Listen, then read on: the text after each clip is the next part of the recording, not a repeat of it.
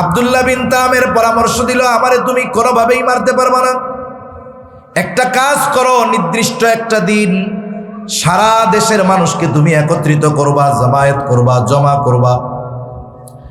এইবার মানুষদের মধ্যে আমি উপস্থিত থাকবো, তোমার জল্লাদ আমার দিকে তীর নিক্ষেপ করবে। তবে শর্ত হলো, তীর নিক্ষেপ করার সময় তাকে বলতে হবে বিসমিল্লাহি রব্বিল গোলাম।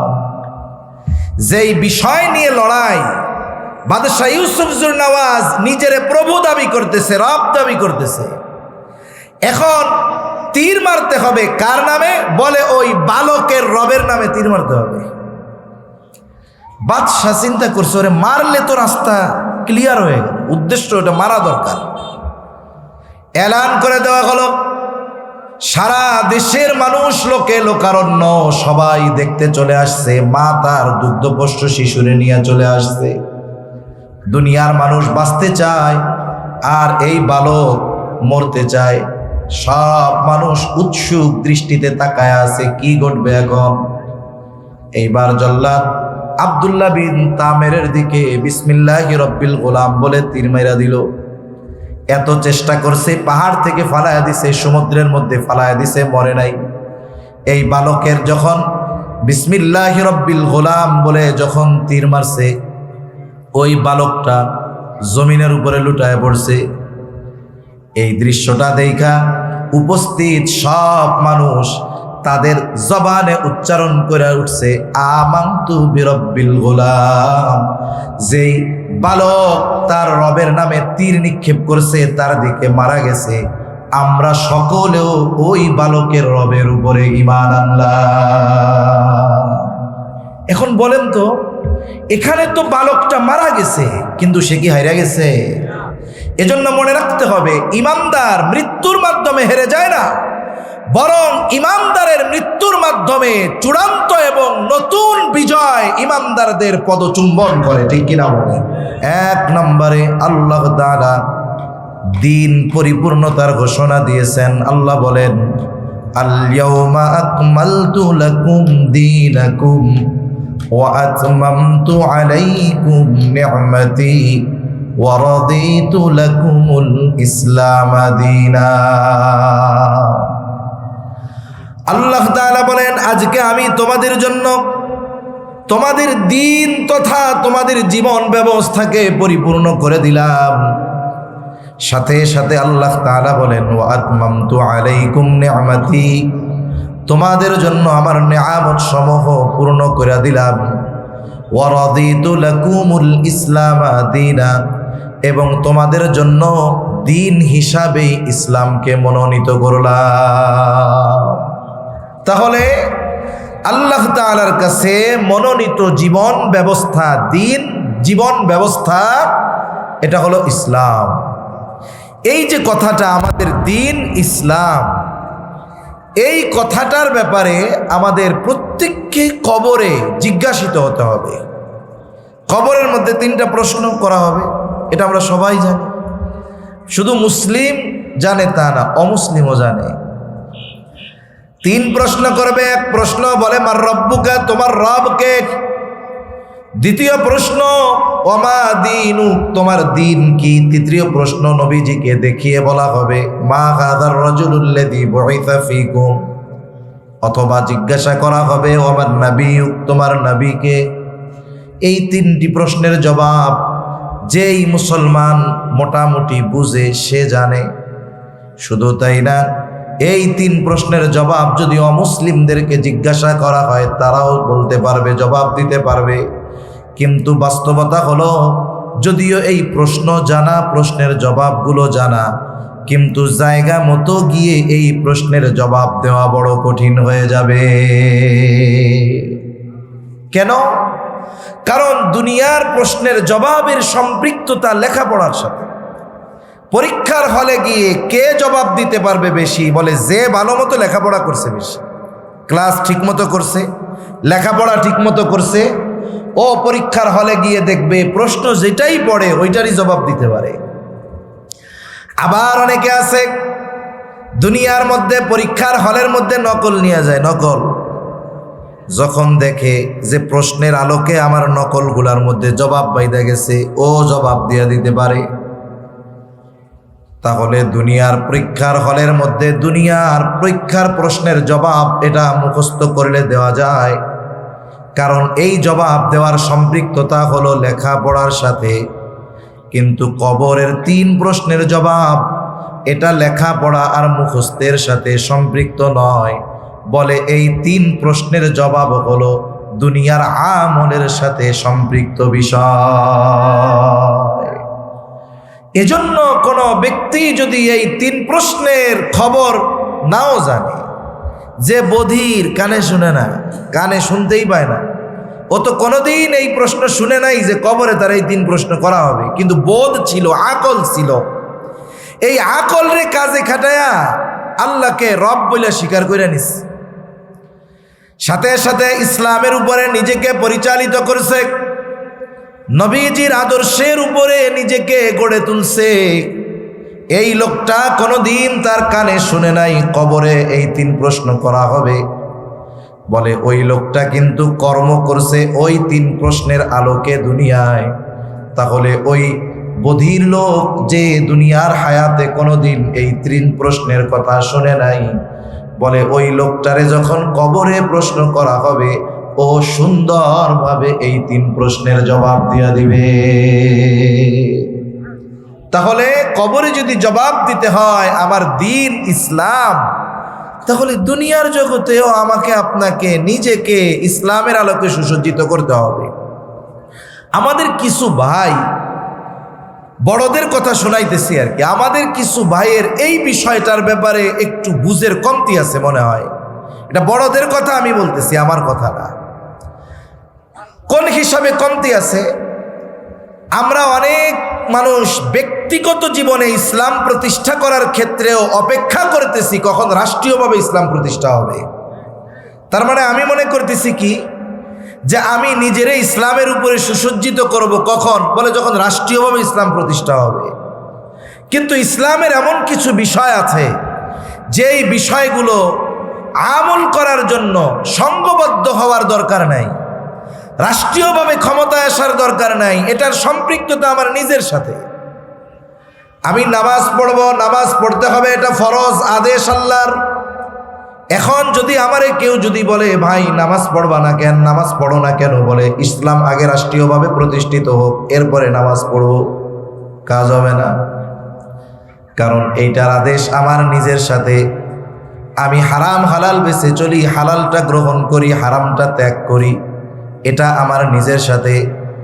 সুদ ইসলামে হারাম, আমি সুদ খাই না। ঘুষ ইসলামে হারাম, আমি ঘুষ খাই না। অন্যেরটা মেরে খাওয়া হারাম, আমি অন্যেরটা মেরে খাই না। আমার পরিবার পরিজন যারা আছে, যাদেরকে পর্দা করানোর দরকার, আমি তাদের পর্দা করাই। বলে এই আমলগুলো, কর্মগুলো ব্যক্তির নিজের সাথে সম্পৃক্ত। এখন আমি আপনি যদি এই কর্মগুলাকেও চিন্তা করি রাষ্ট্রীয়ভাবে ইসলাম প্রতিষ্ঠিত হওয়ার পর এরপরে আমল শুরু করব, তাহলে এই চিন্তা যদি আমরা করি তাহলে অবশ্যই আমরা বোকার স্বর্গে বসবাস করতেছি। এজন্য ইসলামের যেই বিষয়গুলো আমার আমল করার ক্ষেত্রে কোনো বাধা নাই, কোনো বাধা নাই।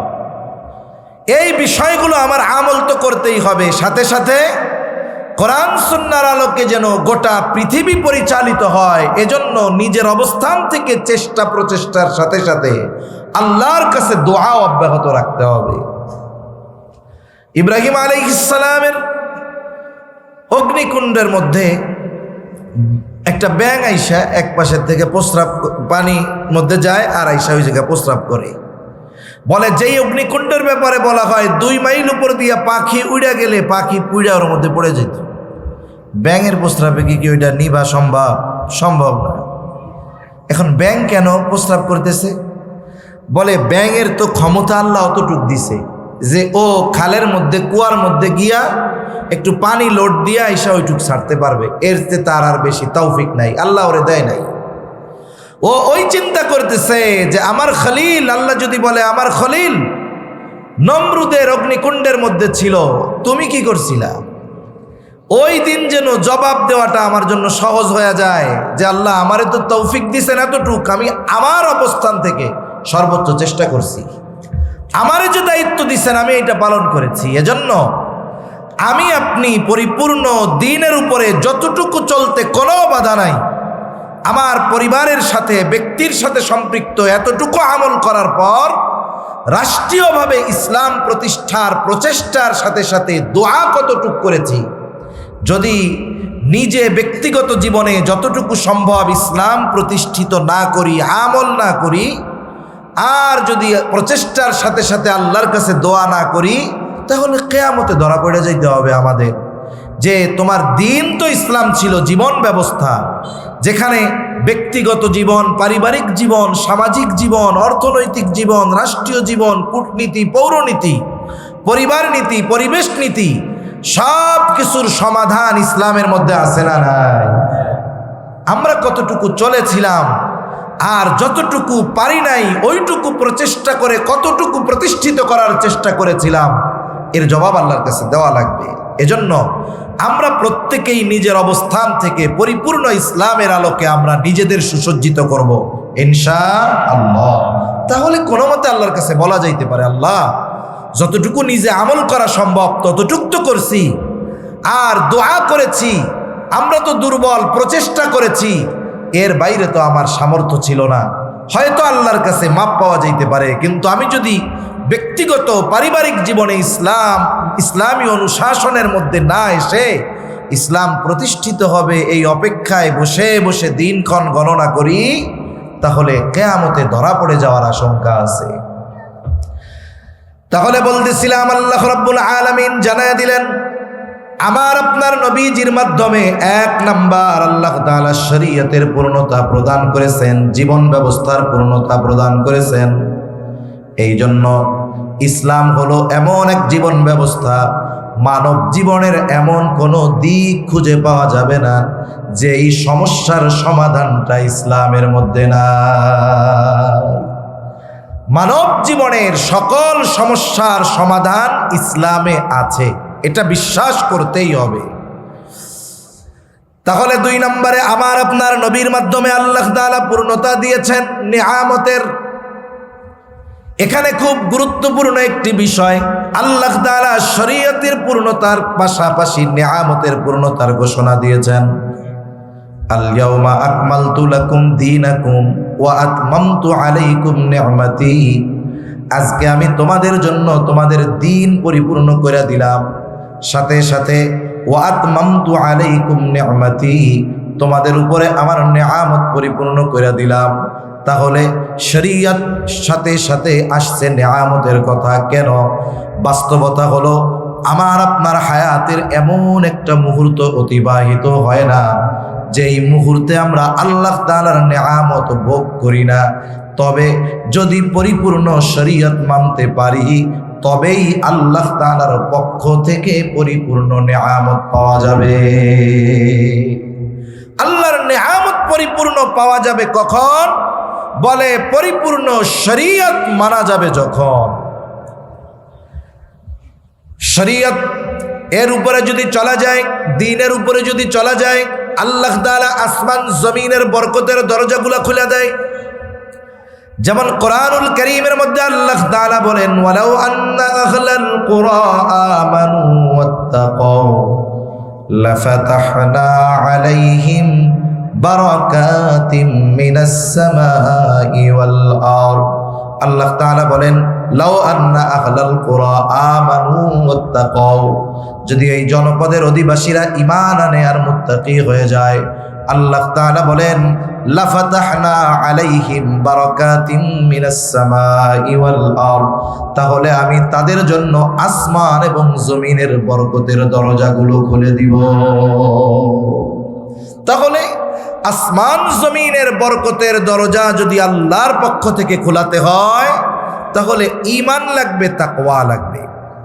এখন শরীয়তের সাথে সাথে নিয়ামত পাওয়া যাবে কেমনে? এর একটা উদাহরণ, অনেক দূরের বিষয় না, একেবারে কাছাকাছি সময়ের একটা উদাহরণ দিই। যেমন এই পৃথিবীতে একটি দেশ আছে, এই দুনিয়ার হিসাবে ক্ষমতার দিক দিয়ে যারা সবচাইতে ক্ষমতাধর দেশ, সুপ্রিম পাওয়ারের অধিকারী আমেরিকা। এখন পর্যন্ত আমেরিকা তার একটি সম্মিলিত সেনাবাহিনী আছে যারে আমরা ন্যাটো নামে চিনি। ইউরোপের অনেকগুলো দেশ মিলে একটা যৌথ সেনাবাহিনী। আমেরিকার নেতৃত্বে এই ন্যাটো জোট ওই দেশটাতে প্রায় 2 যুগ 22 বছরের কাছাকাছি একাধারে এমন কোনো দিন নাই যে ওই দেশে তারা বোমা হামলা করে নাই, বিমান হামলা করে নাই, তছনছ করে নাই, ধ্বংসযজ্ঞ চালায় নাই। 22 বছরের উপরে। বলেন তো সেই দেশটার নাম কি? আফগানিস্তান।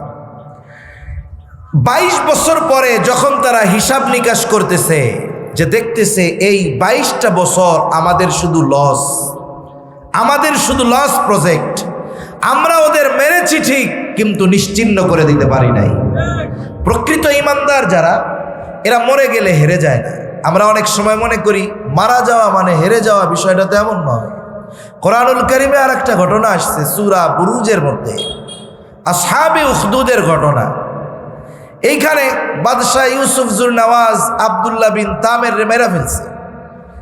লম্বা ইতিহাস, সর্বশেষ কথা বলতেছি। যখন বাদশাহ আব্দুল্লাহ বিন তামেরকে বারবার চেষ্টা করেও হত্যা করতে পারতেছে না, আব্দুল্লাহ বিন তামের তাওহীদের পক্ষের লোক, সে বাদশারে এক বুদ্ধি দিছে যে আমার কথা মতো যদি আমারে মারতে আসো, মারো, তাইলে তোমার উদ্দেশ্য সফল হবে। মানুষ যখন প্রতিশোধ পরায়ণ হয়ে যায়, সে তার সামনের কাজের ফলাফল কি হতে পারে এটা সে তখন চিন্তা করে না। এজন্য প্রতিশোধ পরায়ণ যখন মানুষ হয়ে যায়, হিতহিত জ্ঞান শূন্য হয়ে যায়। এর উপমা কোরআন থেকেও দেওয়া যাবে, এই নিকট অতীত থেকেও দেওয়া যাবে।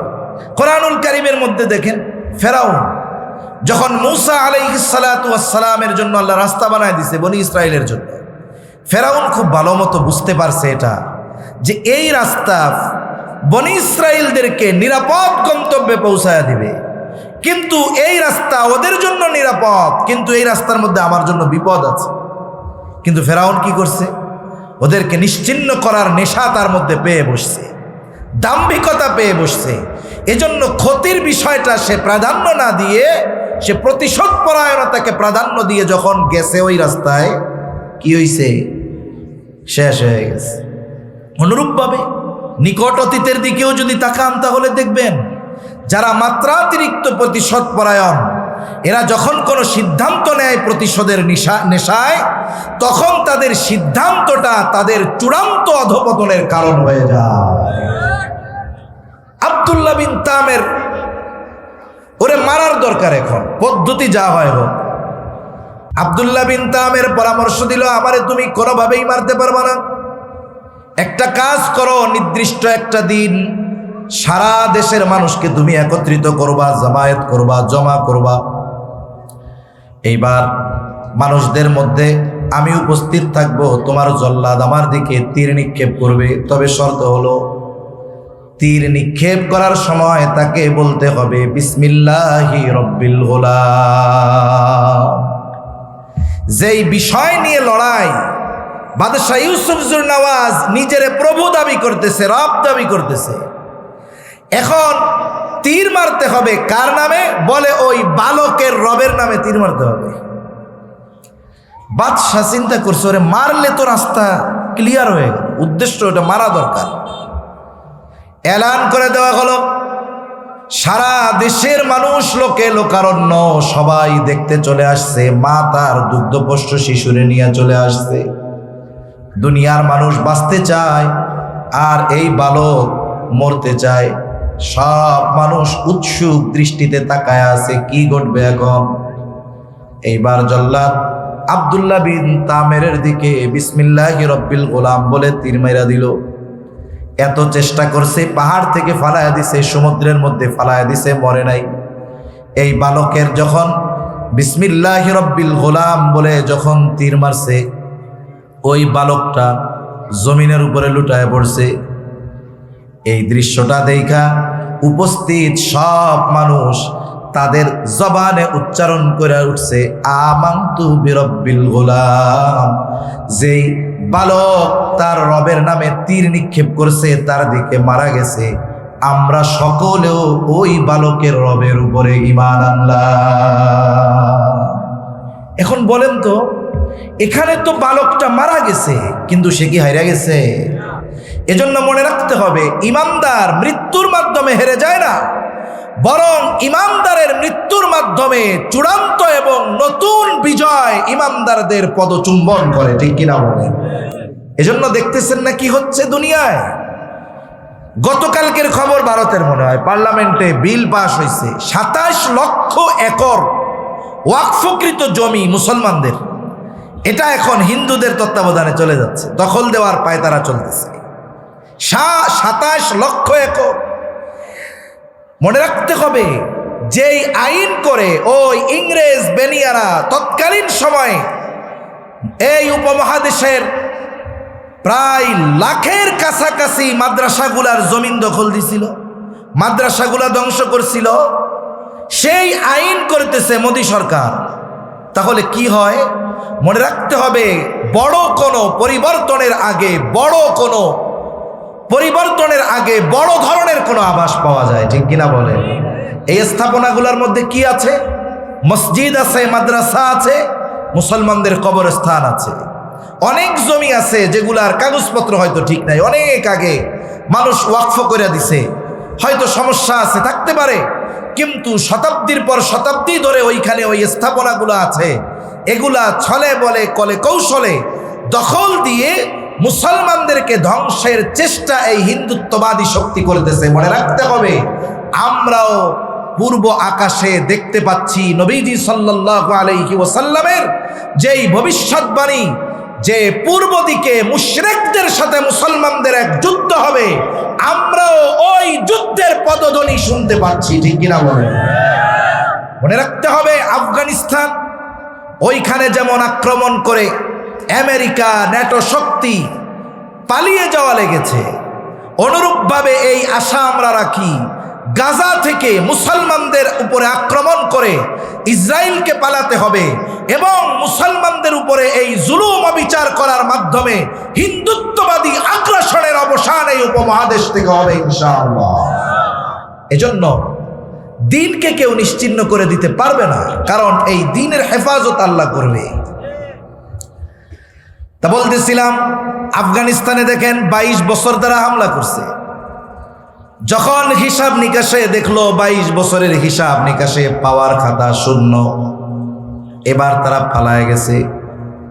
পালায় যাওয়ার সময় কি হলো, 22 বছর আগে অন্যায়ভাবে যাদের উপরে আক্রমণ করেছিল তাদের হাতেই আবার দেশের ক্ষমতা দিয়ে গেছে। একটা জিনিস মনে রাখতে হবে, কিছু ধাতু আছে, কিছু জিনিস আছে যেগুলো আগুনে পুড়লে আরো মজবুত হয়, খাঁটি হয়। কোনো ব্যক্তি যদি স্বর্ণকে পরিপূর্ণ খাঁটি বানাতে চায়, আগুনে পোড়াইতে হবে। ওই মানুষগুলো 22 বছর আগে যত খাঁটি ছিল, এই 22 বছরের গোলা বারুদ তাদেরকে আরো খাঁটি হিসাবে পরিণত করেছে। এইবার দায়িত্ব তাদের হাতে দিছে। দেওয়ার সময় কি দিছে? একেবারে ধ্বংসস্তূপে পরিণত একটা দেশ। এই দেশ পুনর্গঠনের জন্য অর্থ দরকার, তাদের রিজার্ভে কিচ্ছু নাই, সব নিয়ে খালি হাতে তাদের হাতে দেশটা তুলে দিয়ে গেছে। ওরা মনে করছে যে মানুষেরা কিছুকাল পরে বলবে আগেই ভালো ছিলাম। আগেই ভালো ছিলামের গল্প মনে হয় শুনেন না আপনারা? একটু কিছু হইলে কি আগেই ভালো ছিলাম। আমি কই, তুই আগেই ভালো ছিলি এই কথাটাই আগে কইতে পারতি? হ্যাঁ, তুই যে আগেই ভালো ছিলি এই কথাটা যদি কইতি ওই সময় যে আগে ভালো ছিলাম, তাইলে তো তোর 14 গোষ্ঠী দুইটা 14 সিঁড়ি ঢুকাইয়া দিত, ঠিক কিনা বলেন? তার মানে এখন ভালো আছস মোটামুটি বোঝা যায়, কারণ কইতে পারতেছস নিজের মনের কথা। আগে যদি স্বপ্ন উল্টাপাল্টা দেখতি, ওই স্বপ্ন উল্টাপাল্টা দেখলেও তোরে জেলে ভরে দিয়ে দিত। যে স্বপ্ন দেখছস, অন্য কিছু দেখার আর উপায় পাস নাই না, এইটাই স্বপ্ন দেখছস তুই। তো চিন্তা করছে যে এই দেশের মানুষ যখন খাবার পাবে না, কিচ্ছু পাবে না, এমনিই ওদের বিরুদ্ধে আন্দোলন শুরু করবে। কিন্তু রাষ্ট্র পরিচালনার দায়িত্ব বলা যায় এই দুনিয়ার শ্রেষ্ঠ ইমানদার আর মুত্তাকিদের হাতে গেছে। 3 বছর এখনো হয় নাই, বলে অর্থনৈতিক সমৃদ্ধি কেমন? গোটা দুনিয়ার মধ্যে আফগান মুদ্রার মান সবচাইতে বেশি বাড়তেছে। আমাদের দেশের চাইতে আফগানের মুদ্রার মান আরো বেশি। শুধু তাই না, এই দুনিয়ার মোল্লারা দাড়ি টুপি মাথায় দিয়া এই মোল্লাগুলোই দুনিয়ার সর্বাধুনিক প্রযুক্তির গাড়ি আবিষ্কার করতেছে। কৃষি ক্ষেত্রে আল্লাহ তাআলা বিপ্লব ঘটানোর তৌফিক তাদের দিছে। দেখেন বাংলাদেশে ওই যে সাফা জুস আছে, সাফা আমরা 250 টাকা করে কিনা খাইছি। এই জুস গোটা পৃথিবীতে তাদের দেওয়ার মতো সুযোগ নাই। এই জুসের সবচাইতে বড় আমদানিকারক হইল আমেরিকা। কারণ ওরা জানে যে ওই দেশে যদি কেউ ভেজাল করতে চায় তাহলে তার কল্লা থাকবে না। আল্লাহ তাআলা জমিনের বরকতের দরজা খুলে দিছে, একের পর এক তেলের খনি পাইতেছে। ব্রিটিশ আমেরিকানরা চিন্তা করে তুলবে কেমনে, বলে আল্লাহ মোল্লা ক্ষমতায় বুদ্ধি দিছে, নিজস্ব পদ্ধতিতে তেল উৎপাদন তারা শুরু করছে। সুবহানাল্লাহ। তাহলে যে কথা বলতেছিলাম, এত অল্প সময়ে এত নেয়ামত পাবার অন্যতম কারণ হলো তারা এই গোটা দুনিয়ার মধ্যে শরীয়তের আলোকে চলার সবচাইতে বেশি চেষ্টা করে। এই মানুষগুলো শরীয়তকে ধারণ করেছে, ইসলামকে ধারণ করার কারণে ধ্বংস বিধ্বস্ত একটি দেশ 3 বছরের মাথায় গোটা পৃথিবীর মধ্যে মাথা উঁচু করে দাঁড়িয়ে গিয়েছে। এজন্য যেখানে শরীয়ত ওই জায়গায় আল্লাহ তাআলার পরিপূর্ণ নেয়ামত। এজন্য এই দুইটা বিষয় আল্লাহ তাআলা পাশাপাশি বলছে, নেয়ামত শরীয়ত পরিপূর্ণ করছি, নেয়ামত পরিপূর্ণ করছি। নবীজি সাল্লাল্লাহু আলাইহি ওয়াসাল্লামের মাধ্যমে আল্লাহ তাআলা নবুয়তির পূর্ণতা দিয়েছেন। আল্লাহ তাআলা কোরআনুল কারীমের মধ্যে জানায় দেন, মা কানা মুহাম্মাদুন আবা আহাদিম মির রিজালিকুম ওয়ালাকির রাসূলুল্লাহি ওয়া খাতামান নাবিয়্যিন। আল্লাহ তাআলা বলেন, মুহাম্মদ সাল্লাল্লাহু আলাইহি ওয়াসাল্লাম তোমাদের কোনো পুরুষের পিতা নয়, তিনি হলেন আল্লাহর রাসূল, শেষ নবী। আমার আপনার নবী শেষ নবী, এটাই আল্লাহ তাআলার পক্ষ থেকে ওহী মাধ্যমে আল্লাহ তাআলা জানায় দিয়েছেন। খতমে নবুয়তের সবচাইতে বড় দলিল। কারণ যারা খতমে নবুয়তকে অস্বীকার করে তাদের জেনে রাখা দরকার যে বেঈমান হওয়ার জন্য গোটা কোরআন অস্বীকার করা লাগে না, একটা সূরা অস্বীকার করা লাগে না, একটা আয়াত অস্বীকার করা লাগে না, একটা শব্দ অস্বীকার করা লাগবে না। কোরআনের একটা নুকতা অস্বীকার করার দ্বারা বেঈমান হওয়ার জন্য যথেষ্ট। এজন্য যারা খতমে নবুয়তকে অস্বীকার করে কাদিয়ানী গোলাম আহমদ কাদিয়ানীরেও শেষ নবী বলে বলতে চায়, নিঃসন্দেহে এই মানুষগুলো কাফের, কোনো সন্দেহ আছে? নবীজি সাল্লাল্লাহু আলাইহি ওয়াসাল্লাম বলেন, আনা খাতামুন নবিয়্যিন লা নাবিয়্যা বা'দি, আমি শেষ নবী, আমার পরে আর কোনো নবী নাই। এখন প্রথম বিষয় হলো কাদিয়ানীদের রাষ্ট্রীয়ভাবে কাফের ঘোষণার দাবি, এটা এই 92% মুসলমানের দেশে সবার। এখন কথা হলো রাষ্ট্রীয়ভাবে যদি কাফের ঘোষণা না করে তাইলে কি কাফের না? বলে হ্যাঁ, তাও কাফের। তাইলে ঘোষণা করার দরকার কি? বলে এটাই তো প্রশ্ন। বলেন তো, প্রকাশ্য শত্রু বেশি বিপজ্জনক নাকি যেটা লুকায় থাকে সেটা বেশি বিপজ্জনক? কাদিয়ানীরা তাদের এই বিশ্বাসের কারণে নিঃসন্দেহে কাফের, কোনো সন্দেহ নাই। কিন্তু এই সমাজে তারা মুসলিম পরিচয়ে বসবাস করতেছে। এই যে আসল পরিচয়ে গোপন করে মুসলিম পরিচয় প্রকাশ করে সমাজের সরল মনা মুসলমানদের মধ্যে বিভ্রান্তি ছড়িয়ে বেঈমান বানানোর অপচেষ্টা করতেছে। আমাদের ঈমান নিয়ে সিনিমিনি খেলার অপচেষ্টা করতেছে। এটাই হলো সমস্যা। বলে এই দেশে তারা রাষ্ট্রীয় সুযোগ সুবিধা ভোগ করবে, কোনো অসুবিধা নেই, বাস করবে, কোনো অসুবিধা নেই, সরকার সব ফ্যাসিলিটি দিবে, অসুবিধা নাই। তবে বসবাস যদি করতে হয় গোলাম আহমদ কাদিয়ানীকে নবী মেনে খতমে নবুয়তকে অস্বীকার করে মুসলিম পরিচয়ে এই দেশে বসবাস করার সুযোগ তাদের দেওয়া হবে না। পরিচয় ক্লিয়ার করে আপনি বসবাস করেন। এদেশে হিন্দু আছে, বৌদ্ধ আছে, খ্রিস্টান আছে, অন্যান্য ধর্মের মানুষ আছে, কোনো আপত্তি নাই, তাদের সাথে আমাদের সহ অবস্থানও আছে, আছে না? এক এলাকায় প্রতিবেশী আছে অমুসলিম, পাশাপাশি দোকানদারও মুসলিম, মসজিদের 10 হাত দূরে মন্দির আছে না নাই? আছে। কিন্তু হিন্দু তার পরিচয়কে গোপন করে নাই, খ্রিস্টান তার পরিচয়কে গোপন করে নাই, বৌদ্ধ তার পরিচয়কে গোপন করে নাই। কিন্তু এই কাদিয়ানি কাফেররা তাদের পরিচয় গোপন করে মুসলমানদের মধ্যে বসবাস করে, মুসলমানদের মধ্যে ঈমান ধ্বংসের খেলায় মেতে উঠতেছে। ঠিক কিনা বলে? কারণ আমরা সব ছাড়তে পারি, এই দুনিয়ার সবচাইতে বড় নেয়ামত আল্লাহর পক্ষ থেকে ওই ঈমান নিয়ে তারা টানাটানি করবে, এ সুযোগ দেওয়া ঠিক হবে না। তাহলে আমার আপনার নবীর মাধ্যমে আল্লাহ তাআলা পূর্ণতা দিয়েছেন নবুয়তের। আমার আপনার নবী শেষ নবী, আমার আপনার নবীর পরে আর কোনো নবী নাই। 4 নাম্বার, আমার আপনার নবীজির মাধ্যমে আল্লাহ তাআলা পূর্ণতা দিয়েছেন আখলাকের, উত্তম আখলাকের। এই জন্য আমার আপনার নবীর চারিত্রিক সত্যায়ন দুনিয়ার কোনো মানুষ করে নাই। অনেক সময় দেখা যাবে আপনাদের এই এলাকার সবচাইতে বড় বুজুর্গ মানুষ যে, তার চারিত্রিক সত্যায়ন আনতে হবে আপনাদের এলাকার সবচাইতে বড় চোরের কাছ থেকে। হয় কি হয় না? এরকম হয় না? আপনাদের এলাকার চেয়ারম্যান মেম্বার ভালো হইতে পারে, কিন্তু কত জায়গার আছে যে চারিত্রিক দিক দিয়ে সর্বনিকৃষ্ট মানুষ, তার কাছ থেকে চরিত্রের দিক দিয়ে ওই এলাকার সর্ব উৎকৃষ্ট মানুষের চারিত্রিক সত্যায়ন আনা লাগতেছে। তার মানে চোর বাটপার বুজুর্গরে কইতেছে, হ্যাঁ আমি সত্যায়ন করলাম, লোকটা ভালো। আমার আপনার নবীজির চারিত্রিক সত্যায়ন আল্লাহ তাআলা নিজে করেছেন। আল্লাহ তাআলা বলেন, ওয়া ইন্নাকা লাআলা খুলুকিন আযীম, আপনি মহান চরিত্রে অধিষ্ঠিত। আমার আপনার নবীজির চারিত্রিক সৌন্দর্য কেমন? কথা শেষ করে দিব এখনই, নামাজের সময়। একটু খেয়াল করেন, কাফেররা আমার আপনার নবীকে বারবার হত্যার অপচেষ্টা করেছে।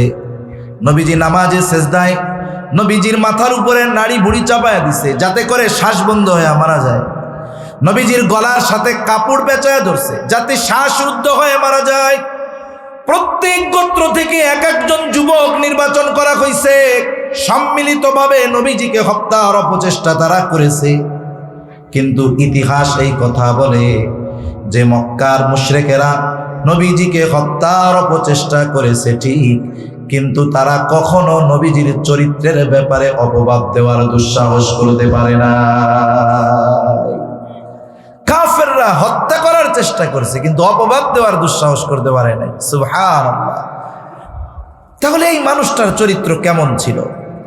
এজন্য আমার আপনার নবী নিজেও বলেন, ইন্নামা বুইসতু লিউতাম্মিমা মাকারিমাল আখলাক। আমার আপনার নবীর আগে সব নবী উত্তম চরিত্রওয়ালা, কোনো সন্দেহ নাই। কিন্তু আমার আপনার নবী শুধু উত্তম চরিত্রওয়ালা নবী এমনটা নয়, বরং আমার আপনার নবী হলেন উত্তম চরিত্রে পরিপূর্ণতা দান করনেওয়ালা নবী।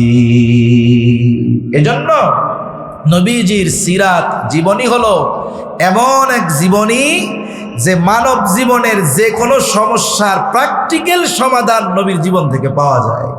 অতীতের কোনো নবীর মধ্যে পাবেন না। একজন চিন্তা করছে আমি আদর্শ স্বামী হমু, সে যদি চিন্তা করে আদর্শ স্বামী হওয়ার এই আদর্শ আমি ঈসা আলাইহিস সালাম থেকে নিব, তা আল্লাহ তাআলা ঈসা আলাইহিস সালামের আসমানে উঠায় নেওয়ার আগে তো উনি বিবাহ করেন নাই, পরে ঈসা করবে আবার। এখন কেউ যদি এই চিন্তা করিয়া ঈসা আলাইহিস সালামের জীবনীতে খুঁজে যে আমি একজন আদর্শ স্বামী হব ঈসা আলাইহিস সালামের জীবনীর আলোকে, খুঁজে পাওয়া সম্ভব না। এজন্য নবীজির জীবন হলো বহুমুখী এক জীবন। মানব জীবনের প্রত্যেকটা বিষয়ের প্র্যাকটিক্যাল সমাধান আমার আপনার নবীজির জীবন থেকে পাওয়া যায়। নবীজির সিরাতের আরেকটা মৌলিক দিক হলো, আমরা মানুষ, আমাদেরও ভালো মন্দ দিক আছে। যত ভালো দিক আছে আমাদের, সব ভালো দিকগুলো পরিপূর্ণ নাই। হয়তো একটা বিষয়ে আমি ভালো এতটুক, আর একটা এতটুক। স্বামী হিসাবে ভালো তো বাপ হিসাবে ভালো হইতে পারে নাই, শ্বশুর হিসাবে ভালো হইতে পারে নাই। কিন্তু নবীজির চারিত্রিক গুণাবলীর যতগুলো দিক আছে, সব দিকগুলাতে আমার আপনার নবী সর্বোচ্চ উত্তম চরিত্রের অধিকারী। সুবহানাল্লাহ। তাহলে আমার আপনার নবীর মাধ্যমে আল্লাহ তাআলা গুরুত্বপূর্ণ কয়েকটা বিষয়ের পূর্ণতা দান করেছেন। 1 নাম্বার শরিয়ত, 2 নাম্বার নেয়ামত, 3 নাম্বার নবুয়ত, 4 নাম্বার আখলাক, আল্লাহ তাআলা আমাদেরকে আল্লাহ প্রদত্ত এই পূর্ণাঙ্গ দিন নিজেদের জীবনে প্রতিষ্ঠার সাথে সাথে রাষ্ট্রীয়ভাবে গোটা দুনিয়াব্যাপী প্রতিষ্ঠা করার প্রচেষ্টা অব্যাহত রাখার তৌফিক আল্লাহ দান করেন। আমিন। ওয়া আখিরু দাওয়ানা আলহামদুলিল্লাহি রাব্বিল আলামিন।